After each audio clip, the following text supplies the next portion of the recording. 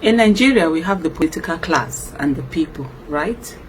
And the political class have always been able to stay united in spite of whatever differences they tell us that we have. They don't seem to have. When it comes to corruption in Nigeria, there's no tribe, there's no religion, there's no ethnicity, there's no gender, nothing. They all work together. When it comes to giving us good, bad governance, they all work together. Those divides that they tell us that we have, they don't seem to have them. And whenever citizens come together to work towards something or working on something or having a common purpose, guess what they always bring in? Religion, ethnicity, and all of that. And they are doing it again, all over again. The last one they did was during NSAS protest. When the Nigerian youth came together all over the country, they came together and with one voice they were saying NSAS. Guess what they used? Religion and ethnicity. And they used the religious leaders and the traditional rulers, the traditional leaders also, or rulers you might call them. And I remember the northern governors even did a meeting. They had a communique where they were saying to the traditional rulers and the religious rulers, well done for a job well done for using ethnicity and religion to divide the youth. Today, the youth, a good number of the youth and a lot of Nigerians are united behind Peter Obi. Guess what they are using? Religion and ethnicity.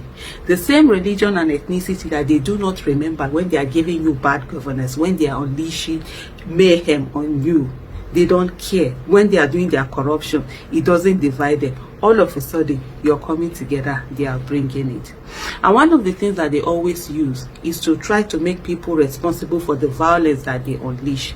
The establishment, right now I'm going to call them the establishment, whether the main opposition, whether the ones in government, whether all of them, it's one political class that right now they are saying Nigerians are taking their power back and seemingly wanting to decide who is it that becomes the next president and who are the people that go into office, the other political offices. And they are scared and they don't mind. They will come together, they will gang up against the people and do everything they can to make sure that they put spanners in the wheels.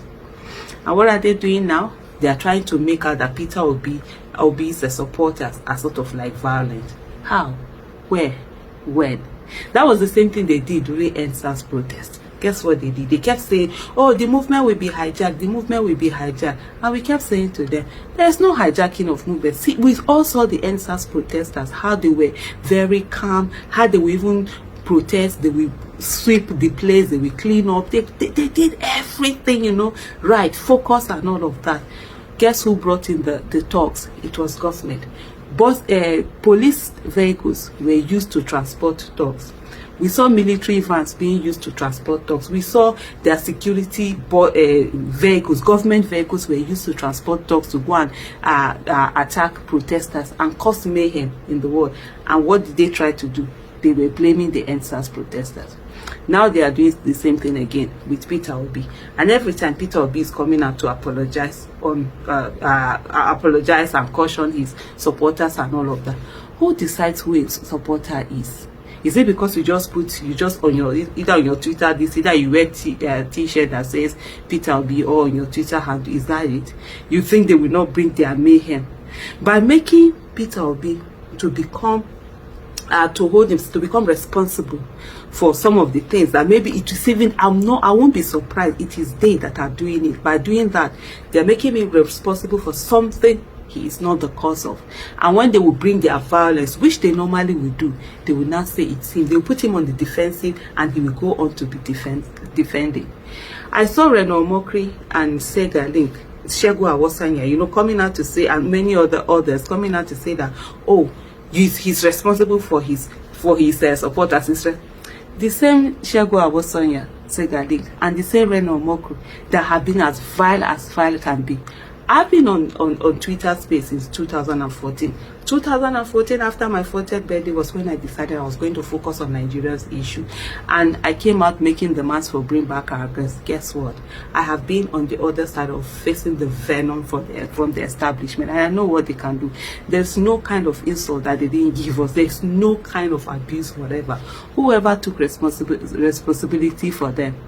The same people who, that is their work. They have people e-talks, I call them e-talks, that they unleash on people to say all sorts of vile things, all sorts of insults, all sorts of attacks and what have you, are the ones who are now coming out in an orchestrated manner and saying that, oh, it's Peter Obi's supporters who are doing this.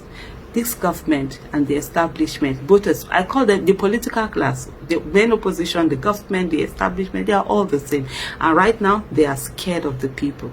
If you've never thought that you mattered in this country, if you've never thought that you had the power, for the first time, you can see how jittery the establishment, the political class is. And it says a lot that indeed power belongs to you. Do not fall into their trap. Do not fall into the things that they've always done to keep the people divided. Remember, the poverty that the northern people face and the southern people face is the same. It's the same. The unemployment is the same. The lack of security is the same. The lack of access to good quality education is the same. The lack of good health care system is the same. We are all suffering. The suffering is not different. But the political class, they are enjoying, whether they are from the north or from the south. And isn't it time for us to say, enough is enough? Thank you.